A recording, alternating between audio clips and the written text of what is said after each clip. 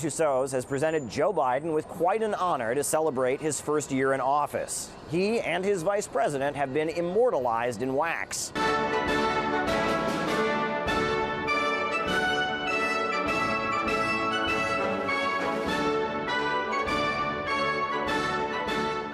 Kamala Harris is the first vice president to go in, with some joking that she was added simply because Joe Biden can't cope on his own.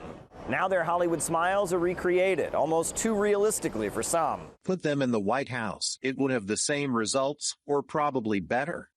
Can we put them in the Oval? They're about as useful as the real things.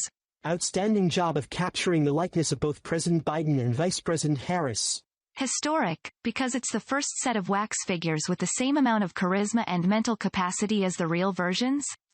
So how did we get to this point? Well, when Joe Biden first took office, mainstream media talked about it like it was a fairy tale. He was sweeping in to rescue us from the nightmare of Donald Trump. He was going to reunify the country. President-elect Joe Biden and Vice President Harris pulled the grief and regret out of the privacy of our hearts, if just for a moment, so that we all could share it. He's going today to, with the stroke of a pen, start to take real action on the challenges that are facing our country. And that's going to be one of the first things he does when he walks into the Oval Office. 12 months later, and mainstream U.S. media is now reporting on a very different atmosphere. The president will arrive in the East Room at a moment of national exhaustion and drained morale as the coronavirus pandemic heads into a third year, amid a sense that events at home and abroad are cascading out of control and that vicious ideological divides could tear America apart. And they're always holding Joe Biden's feet to the fire, asking him tough questions about important issues. Or maybe not. Afghanistan. I'm not going to answer any more questions on Afghanistan. Look, it's 4th of July. Except now you're living there and you're president.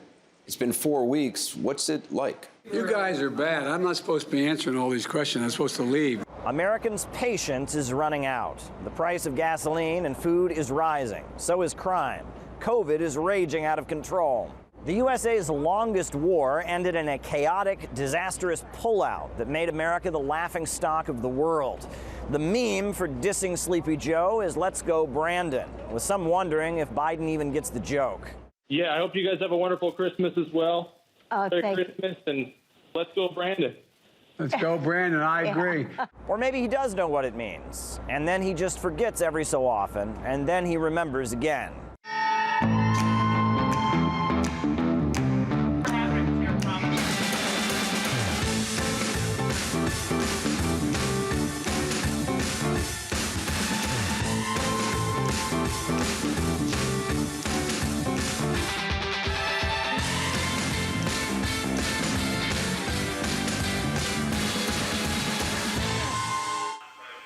No, wait a minute. I'm asking you a question.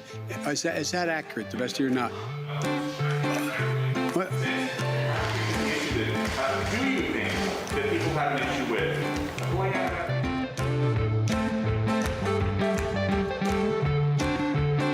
And I want to thank that fellow down under. Thank you very much, pal.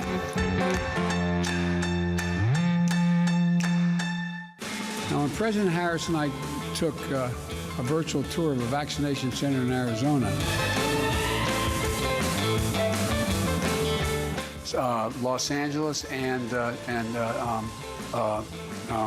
what am I doing here? Is it Long Beach? Long Beach, thank you. Days, you and I are going to write yet another chapter in the beautiful story of the French. Mainstream media is suggesting, just a year into his presidency, that maybe Biden shouldn't run again in 2024. Some are suggesting Hillary Clinton again. Or maybe Biden could add Trump's arch-enemy Republican Liz Cheney to the ticket. A lot of Biden's voters have turned against him. The 14-point shift to Republicans that just took place around the country is the biggest on record. It's pretty safe to say that Joe Biden's first year in office hasn't gone so well for him. He's pretty unlikely to get his face added to Mount Rushmore anytime soon. That said, this is America, and he still gets 3 more years. Caleb Maupin, RT, New York.